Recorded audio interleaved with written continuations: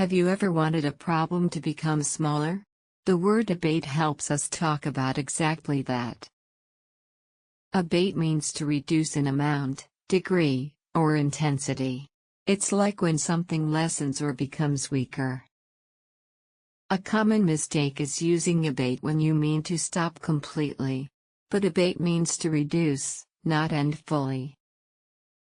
Common patterns are: the pain abated, the storm began to abate, or his anger abated over time. The noise outside abated after midnight. Her fear abated as she learned more. The rain finally abated by evening.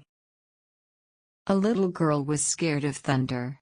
But when the storm abated, she felt safe again and smiled with relief.